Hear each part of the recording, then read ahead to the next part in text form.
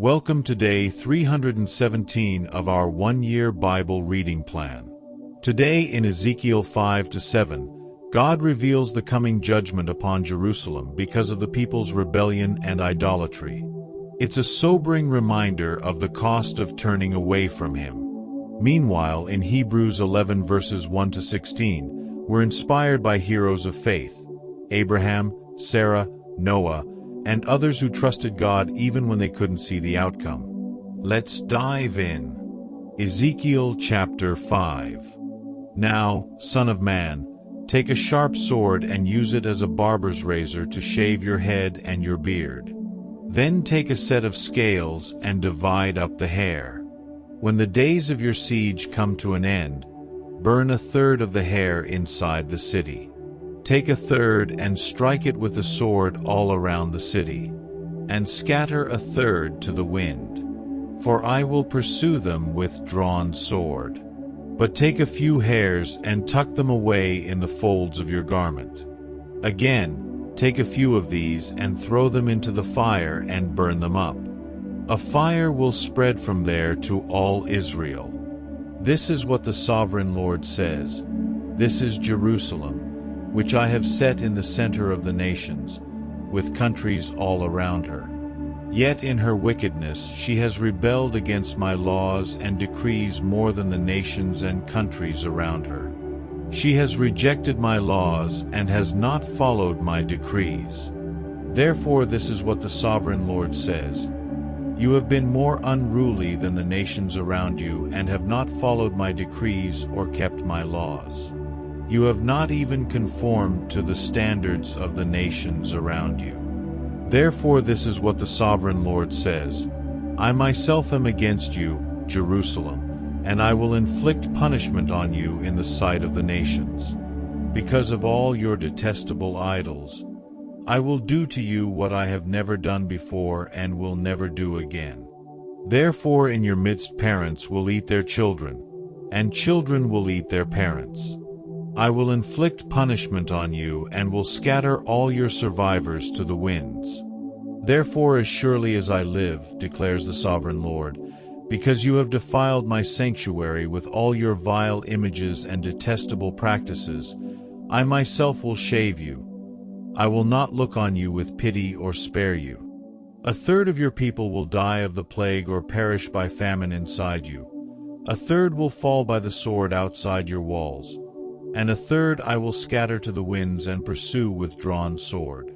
Then my anger will cease and my wrath against them will subside, and I will be avenged. And when I have spent my wrath on them, they will know that I the Lord have spoken in my zeal. I will make you a ruin and a reproach among the nations around you, in the sight of all who pass by.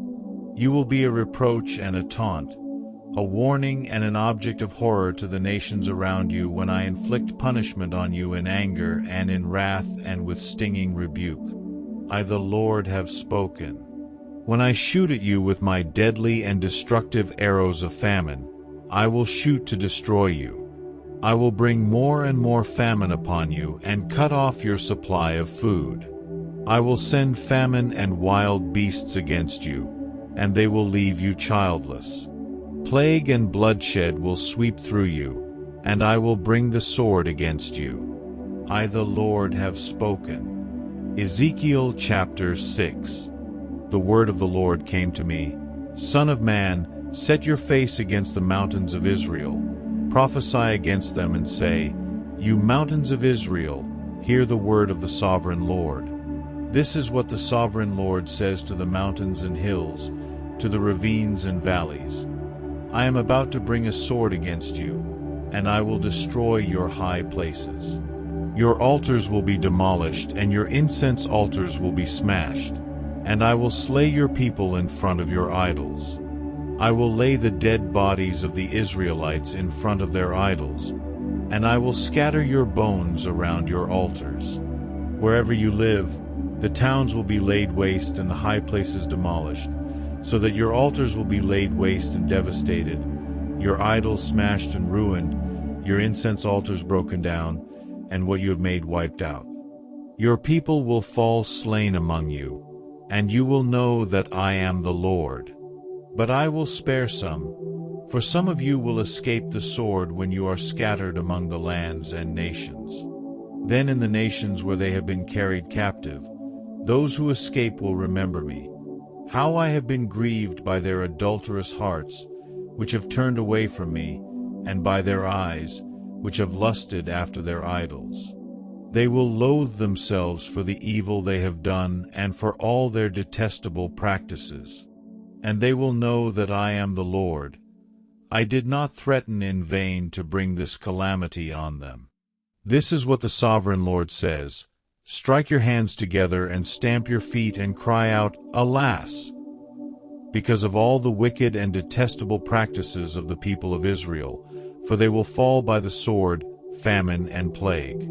One who is far away will die of the plague, and one who is near will fall by the sword, and anyone who survives and is spared will die of famine. So will I pour out my wrath on them, and they will know that I am the Lord, when their people lie slain among their idols around their altars, on every high hill and on all the mountaintops, under every spreading tree and every leafy oak, places where they offered fragrant incense to all their idols.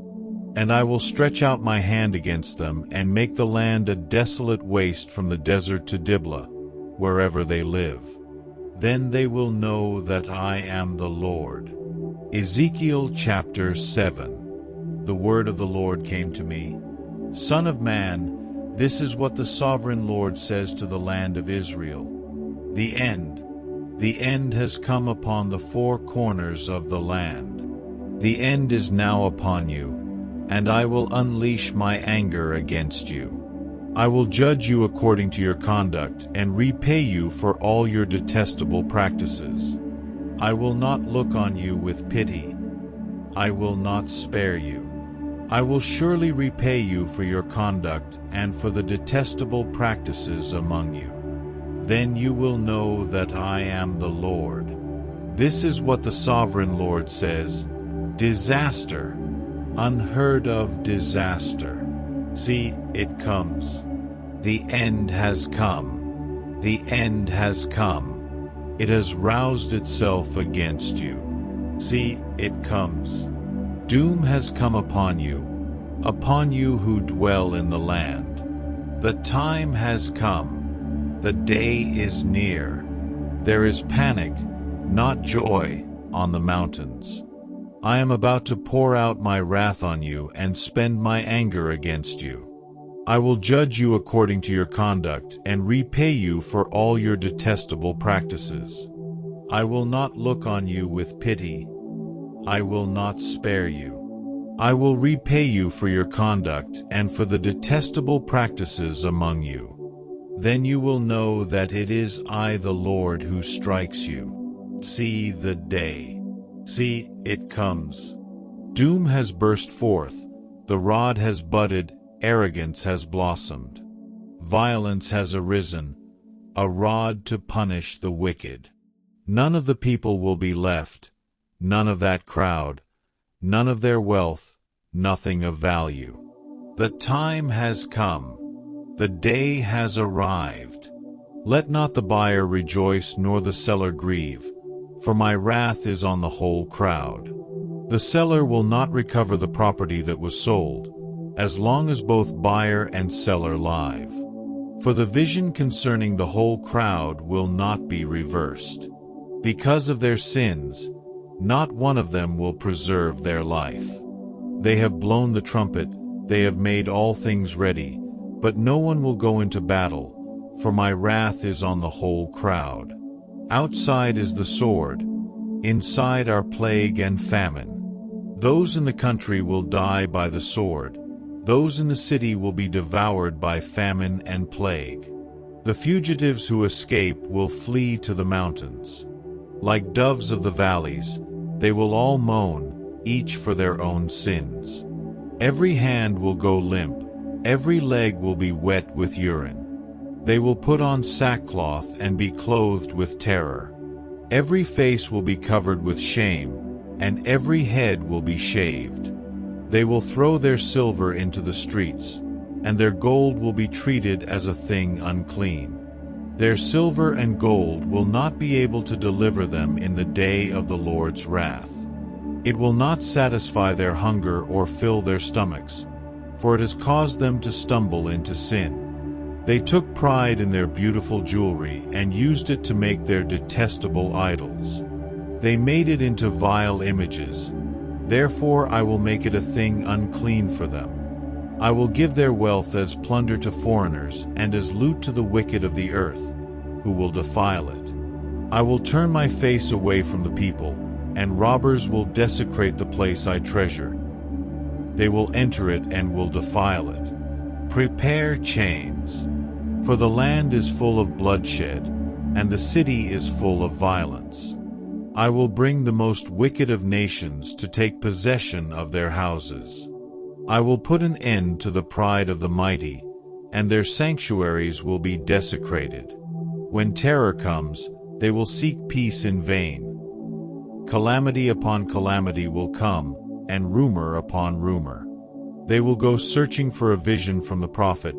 Priestly instruction in the law will cease. The counsel of the elders will come to an end. The king will mourn, the prince will be clothed with despair, and the hands of the people of the land will tremble. I will deal with them according to their conduct, and by their own standards I will judge them. Then they will know that I am the Lord. Hebrews chapter 11, 1-16. Now faith is confidence in what we hope for and assurance about what we do not see. This is what the ancients were commended for. By faith we understand that the universe was formed at God's command, so that what is seen was not made out of what was visible. By faith Abel brought God a better offering than Cain did. By faith he was commended as righteous, when God spoke well of his offerings. And by faith Abel still speaks, even though he is dead. By faith Enoch was taken from this life, so that he did not experience death. He could not be found, because God had taken him away. For before he was taken, he was commended as one who pleased God. And without faith it is impossible to please God, because anyone who comes to him must believe that he exists and that he rewards those who earnestly seek him. By faith Noah, when warned about things not yet seen, in holy fear built an ark to save his family. By his faith he condemned the world and became heir of the righteousness that is in keeping with faith.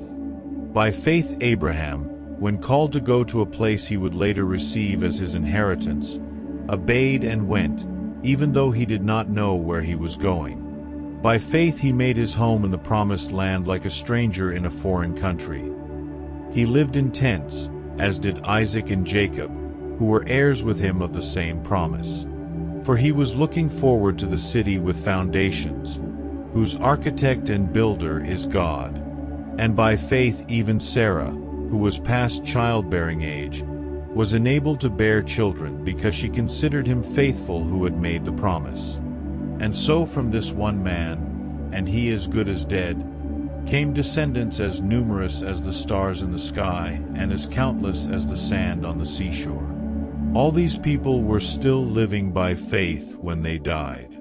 They did not receive the things promised. They only saw them and welcomed them from a distance, admitting that they were foreigners and strangers on earth. People who say such things show that they are looking for a country of their own. If they had been thinking of the country they had left, they would have had opportunity to return. Instead, they were longing for a better country, a heavenly one. Therefore God is not ashamed to be called their God, for he has prepared a city for them. Thank you for joining today's Bible reading. Ezekiel reminds us of the seriousness of sin, while Hebrews reminds us of the beauty of faith. Let's strive to live with steadfast trust in God, walking by faith and not by sight. See you tomorrow for day 318 as we continue our journey through God's powerful Word.